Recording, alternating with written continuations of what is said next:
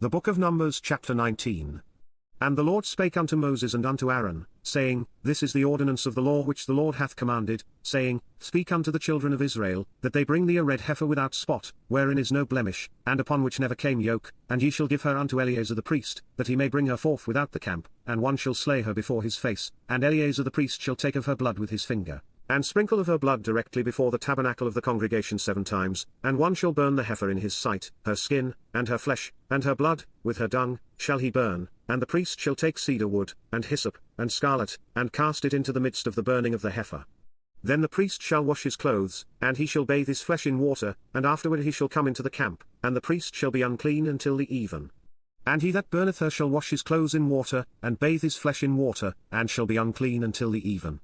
And a man that is clean shall gather up the ashes of the heifer, and lay them up without the camp in a clean place, and it shall be kept for the congregation of the children of Israel for a water of separation, it is a purification for sin. And he that gathereth the ashes of the heifer shall wash his clothes, and be unclean until the even, and it shall be unto the children of Israel, and unto the stranger that sojourneth among them, for a statute for ever. He that toucheth the dead body of any man shall be unclean 7 days. He shall purify himself with it on the 3rd day, and on the 7th day he shall be clean, but if he purify not himself the 3rd day, then the 7th day he shall not be clean. Whosoever toucheth the dead body of any man that is dead, and purifieth not himself, defileth the tabernacle of the Lord, and that soul shall be cut off from Israel, because the water of separation was not sprinkled upon him, he shall be unclean, his uncleanness is yet upon him.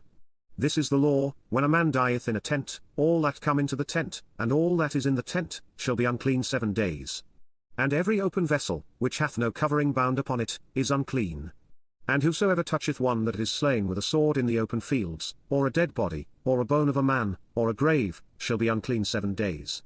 And for an unclean person they shall take of the ashes of the burnt heifer of purification for sin, and running water shall be put thereto in a vessel, and a clean person shall take hyssop, and dip it in the water, and sprinkle it upon the tent, and upon all the vessels, and upon the persons that were there, and upon him that touched a bone, or one slain, or one dead, or a grave, and the clean person shall sprinkle upon the unclean on the 3rd day, and on the 7th day. And on the 7th day he shall purify himself, and wash his clothes, and bathe himself in water, and shall be clean at even.